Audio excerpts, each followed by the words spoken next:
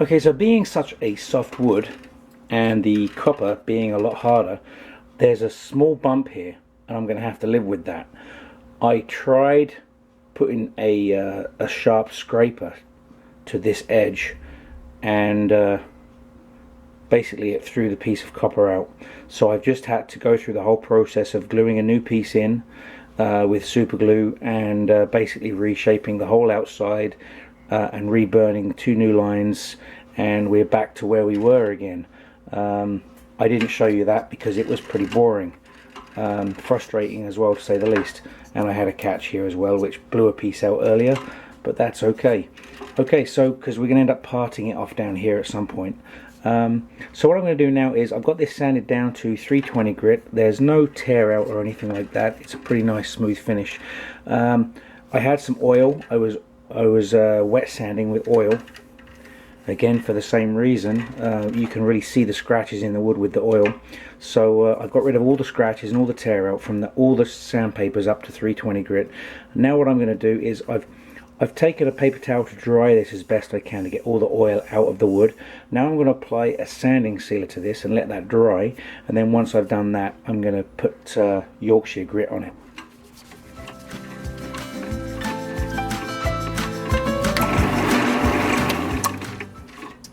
I'll put 2 coats on and then I'll let them dry between coats, and then we'll come back and do the Yorkshire grit. Okay, so the sanding sealer has now dried and I'm going to put some Yorkshire grit on the outside of this before I start hollowing.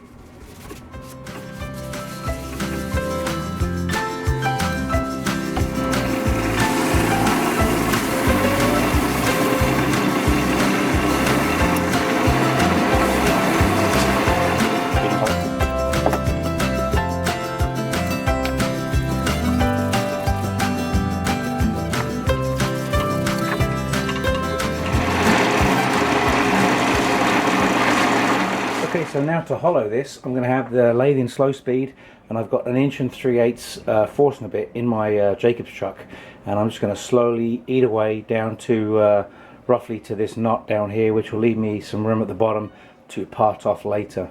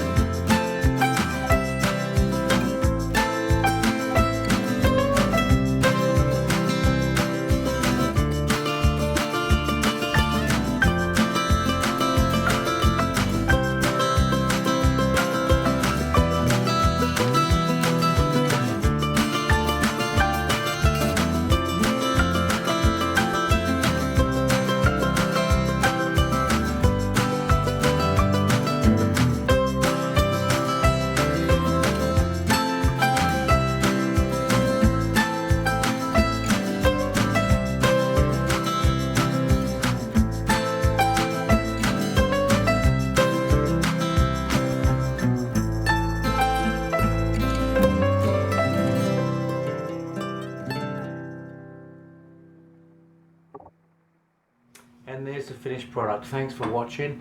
I hope you enjoyed that. Don't forget to like, share and subscribe. I appreciate that. Take care now.